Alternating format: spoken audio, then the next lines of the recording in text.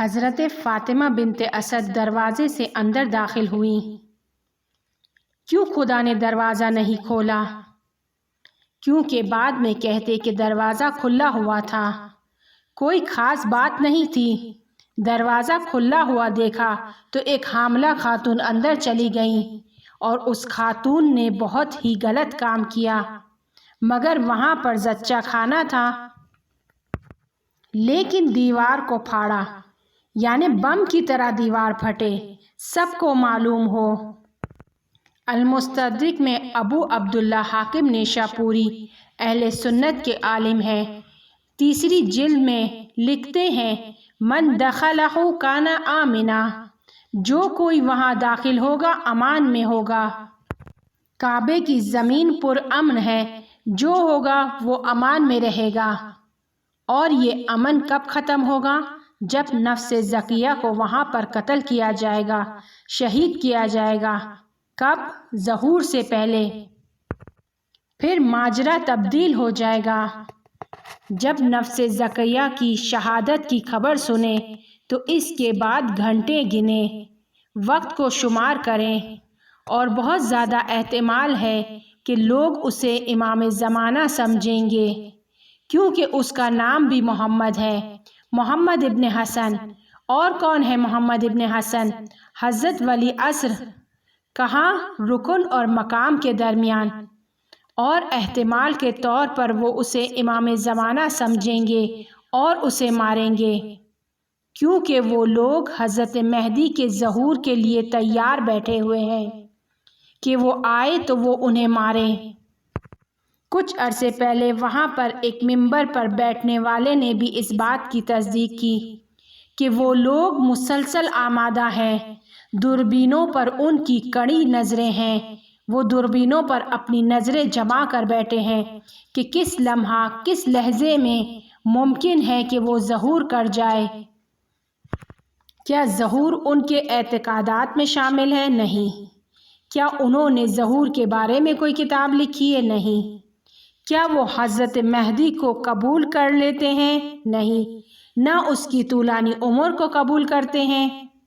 کیا وہ ظہور کرے گا اس کو بھی قبول نہیں کرتے ہیں۔ صرف وہ لوگ کہتے ہیں کہ یہ ایک شیطانی موجودات میں سے ہے، اسلامی دجال کہتے ہیں اسے۔ عیسائیوں کے پاس بھی دجال ہے، وہ دجال کے جو ظہور سے پہلے آئے گا، اور استغفر اللہ ان کی نظر میں وہ دجال حضرت مہدی علیہ السلام ہے۔ اور اس بارے میں انہوں نے اتنی فلمیں بنائی ہیں کہ ہم مسلمانوں نے نہیں بنائی۔ ابھی کچھ عرصے پہلے انہوں نے ایک ڈرامہ بنایا تھا، بہت اچھا ڈرامہ تھا، لیکن اس قدر اس کا شور بلند ہوا کہ اس کو روک دیا گیا، اس کے دوسرے سیزن کو آنے نہیں دیا، شر بپا ہوا۔ مسیحوں کا ڈرامہ، مسیح کہ ایک شخص اس میں جو ایرانی نسب سے تعلق رکھتا تھا، شام میں ظہور کرتا ہے اور سب کی نظروں کے سامنے طی الارض کرتا ہے۔ اس ڈرامے میں اس کے سامنے پانی تھا، دریا تھا، اور وہ اس پر چلنے لگا، اور دوسری سیزن میں قرار تھا کہ وہ دنیا کو یہ دکھائیں کہ وہ دجال ہے کہ جو اسلامی ملک میں ظہور کرے گا۔ اس شخص کو ڈرامے میں گرفتار کیا جاتا ہے، زندان میں ڈالا جاتا ہے، لیکن وہ وہاں سے بھی باہر آ جاتا ہے۔ وہ لوگوں کے ذہنوں کو تبدیل کرنے کا بھی ہنر رکھتا ہے، دوسروں کے ذہنوں کو پڑھ سکتا ہے، ایسا کام کرتا ہے کہ گھر میں موجود شخص خود اٹھ کر آ کر دروازہ کھول دیتا ہے، اسے کھٹکھٹانے کی ضرورت نہیں پڑتی۔ کیوں ایسے ڈرامے بنائے جا رہے ہیں؟ کیونکہ دنیا کے افراد کے ذہنوں کو ظہور کے لیے، ظہور کے بعد کے لیے تیار کرنا ہے، کیونکہ انہوں نے اس مسئلے کو ہم سے زیادہ محکم طریقے سے پکڑا ہوا ہے، اس پر بہت زیادہ سنجیدہ ہیں، اور یہ کہ وہاں امن ہے۔ من دخلہ کان آمنا۔ حقیقی امن کیا ہے؟ امن وہ ہے کہ جس میں خدا کی جنت تک پہنچا جا سکے۔ اور وہ کیا ہے؟ ولایت علی ابن ابی طالب حصنا فمن دخل حصنی آمنا من عذابی، جہاں خدا کا عذاب نہ ہو امن ہے وہاں پر داخل ہوں گے، کانا آمنا کہ وہاں پر امن ہے۔ اب سوال یہ پیدا ہوتا ہے کہ اگر وہ جگہ کہ جہاں پر امن ہے تو وہاں پر فلاں شخص کا قتل کیوں ہوا، فلاں شخص کو کیوں قتل کیا گیا؟ خود عبداللہ ابن زبیر بھی وہیں پر قتل ہوئے، ان کے سر کو کاٹا گیا، اور کعبے میں بھی قتل عام کم نہیں ہوا ہے، غارت گری کم نہیں ہوئی ہے۔ بس یہ امنیت کیا ہے کہ جس کے بارے میں کہا جا رہا ہے کہ جو بھی اس میں داخل ہو گیا امن میں آ گیا، اور ضرور اسی طرح ہونا چاہیے۔ یہ تشریح ہے۔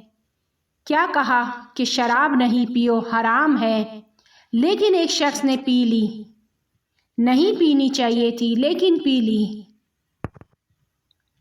ضروری ہے کہ وہاں پر امن ہو، وہاں پر قتل و غارت گری نہ ہو، لیکن کی گئی۔ اور وہ امن کہ جہاں پر امنیت ہو، خدا کا عذاب نہ ہو، کہاں ہے؟ وہ جگہ کہ جہاں عذاب نہیں ہوگا۔ ہم سب کو خود کو وہاں تک پہنچانا ہے، کامل امن ہے۔ پھر امیر المؤمنین علیہ السلام اس کعبے میں دنیا میں تشریف لاتے ہیں، اور پھر اسی امیر المؤمنین علیہ السلام سے کہا گیا، طہر بیتی، اے ابراہیم کے فرزند، ہمارے گھر کو پاک کرو۔ کس سے؟ شرک سے۔ اور اصلی امیر الحاج کون ہے؟ ہمیشہ امام زمانہ علیہ السلام ہے۔ امام زمانہ علیہ السلام ہر وقت امیر الحاج ہیں، اور وہ تنہا جگہ، صرف وہ واحد جگہ کہ جہاں آپ بھی یقین رکھتے ہیں کہ وہ وہاں پر موجود ہیں، وہ عرفات کے دن میدان عرفات میں ہیں۔